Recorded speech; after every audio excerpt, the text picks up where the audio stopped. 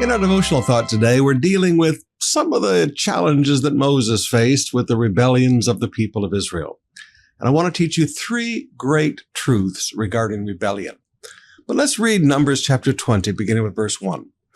In the first month of the year, the whole community of Israel arrived in the wilderness of Zin and camped at Kadesh. While they were there, Miriam died and was buried. There was no water for the people to drink at that place, so they rebelled against Moses and Aaron. The people blamed Moses and said, "If only we died in the Lord's presence with our brothers. Why have you brought the congregation of the Lord's people into this wilderness to die along with our livestock? Why did you make us leave Egypt and bring us here to this terrible place? This land has no grain, no figs, no grapes, no pomegranates, and no water to drink." Moses and Aaron turned away from the people and went to the entrance of the tabernacle, where they fell face down on the ground. Then the glorious presence of the Lord appeared to them. There are three great truths I want you to see here about the rebellion of the people of Israel in this passage. The first great truth is that rebellion is often caused by need. Notice verse 2 and 3, there was no water for the people to drink. So they rebelled against Moses and Aaron. Verse 3, the people blamed Moses. Now, different people face need different ways. People who have faith never have rebellion in their hearts. They know that God will provide. People who face need, always wanting to blame somebody else, and they have no faith, usually wind up in rebellion. Now, in my short life, I've seen this played out again and again. I've watched it in churches all over the world.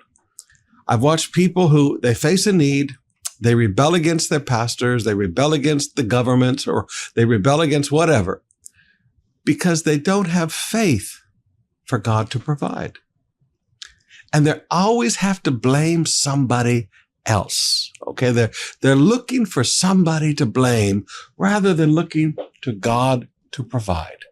So the first great truth to understand is that rebellion is often caused by need. And it's not that the need triggers the rebellion, it's the condition of the person's heart facing the need. Second great truth. People in rebellion accept no responsibility for their own decisions that contributed to their current condition. Let me say that one more time. People in rebellion are people who accept no responsibility for their own decisions that contributed to this current difficult situation. Now, look at verse 3. It says the people blamed Moses. Look at verse 4. Why have you brought the congregation of the Lord's people into this wilderness to die along with our livestock? Why did you make us leave Egypt and bring us here to this terrible place? Now, Moses could have looked at them and said, why did you rebel against God at the entrance to the promised land and then you couldn't go in? You know, they could have had a big tit for tat spitting contest, but they didn't. Moses backed away, as we'll talk about here in just a moment. But isn't it interesting? They blamed Moses, and they would not accept any responsibility for the fact that, you know what? They could have already been living in their own homes, sleeping in their own bed. They could have already been harvesting their own crops in the promised land. They could have already been having their own properties in the promised land. They could have already been enjoying the blessings and the promises of God, but they, in their rebellion and in their lack of faith, made bad decisions. And those decisions were why they were where they were right now. But rebellious people never want to accept responsibility for the consequences of their own actions. Now, the third great truth I want you to see here is that Moses and Aaron did not get into an argument with them. They didn't sit there and say, well, you know, your rebelliousness and your disobedience is why we're here. You know what? God's wanted to kill you a couple of times, and I've gone to God and asked God not to. God's offered to make me the head of a new nation, not Abraham, but I said no. They could have gone out and done all of that, but Moses and Aaron did not. Notice what they did. Moses and Aaron turned away from the people.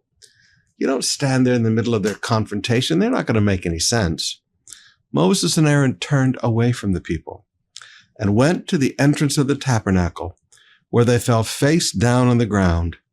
Then the glorious presence of the Lord appeared to them.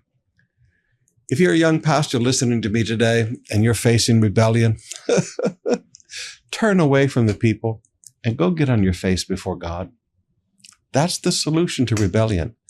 Not getting in a war, not telling them how foolish they were and how rebellious they were and it's their fault.